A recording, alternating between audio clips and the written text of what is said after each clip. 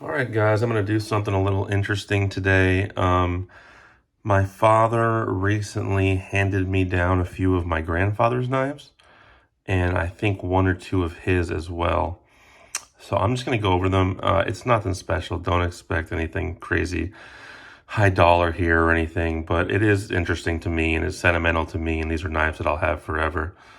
Also, a lot of these knives really need to be cleaned up and pretty much completely gone over. If you guys know anyone who does that in the EDC community, please leave it in the comments. I would really, really appreciate it. Anyway, I'll start with this top one. It's missing the shield. It is some sort of jigged bone. It doesn't really feel like bone. It may be fake. I'm not sure. Looks like it's a buck 371T or 371 plus. That is your clip point main blade. I think this is one of the better condition ones. There's your Warncliffe secondary. Oh, this is a China-made buck. And it looks like spay blade, third spay blade. So that's that one. A buck. Next will be my favorite one. This is a National blade in 6A steel, made in Japan. I don't really know anything about National blade. If you know anything, please let me know. But it is razor sharp still, and it has this narwhal design on it and this really cool scrimshaw on the bone here, which has like a narwhal diving into the ocean with a ship. I'm big into like maritime stuff, especially like maritime traditional tattoos. So I really, really like this one.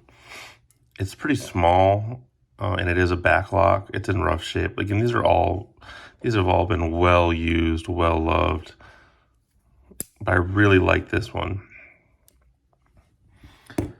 Next, we have one that's in rough shape, and it is called a Ranger. This one's hard to deploy. It's really gritty. It says something there. Ranger Prov USA. Maybe that's Providence, Rhode Island. I am not sure.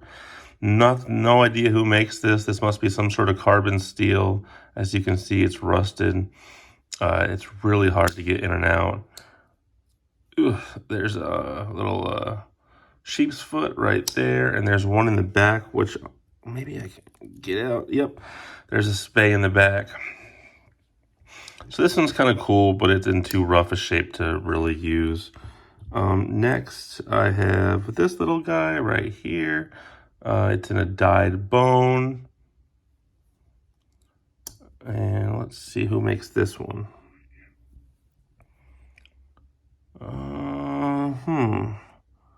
Oh, Camillus. This is a Camillus, USA made, I think in New York. This is just a little tiny little guy. It does have a secondary blade here, which is pretty sunk in. Little spear point there. That's, anyway, pretty cool little one. And next is another one of my favorites. This is a tiny little guy, really, really thin.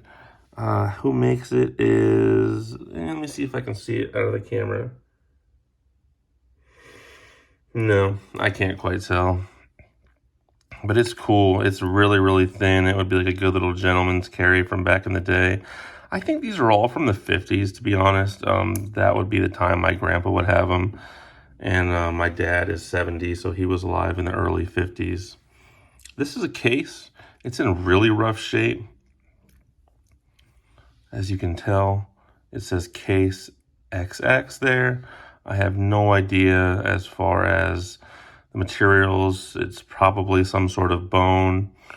It's a really cool knife. This is one of the ones I would love to get cleaned up.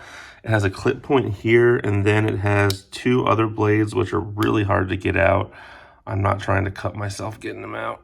Let's see. Ooh, look how rough that blade is. Man, I would really love to find somebody who could clean these up for me. That's a case, and then I have one more. This is probably the newest. If it's not the newest, it's definitely the nicest. Just as far as quality-wise, it is made by Sears, or at least distributed by Sears, probably back in the 50s or 60s. It's a stainless steel with another Warncliffe and spay blade on it. And it's in pretty darn good shape. These are all pretty sharp still. So maybe this one didn't see as much use. There's the spay right there. After that, I just wanted to show you some of the lighters that I got in his collection. This one here is a Zippo. A little mini Zippo USS Carl Vinson CVN 70. What does that say? I'm not sure. Oh, right there. It's the USS Carl Vinson, which looks like an aircraft carrier. And yeah, hasn't worked in a long time, I'm sure. But it's pretty neat. This next one was, I know it was my dad's when he was stationed in Vietnam. So that's kind of cool. It is a Zippo.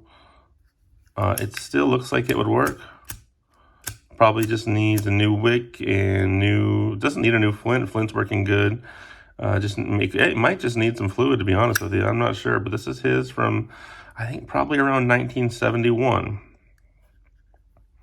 No markings or anything, just a generic Zippo.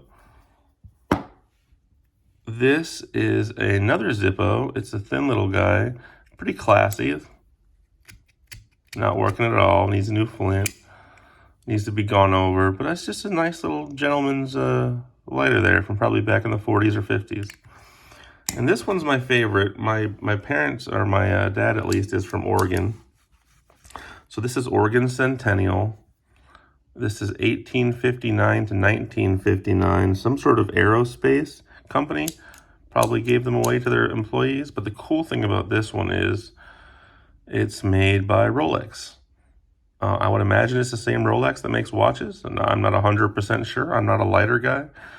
But yeah, pretty darn cool. I just want to show you that. This is my little stuff I've got from my grandpa. I hope you enjoyed it as much as I do.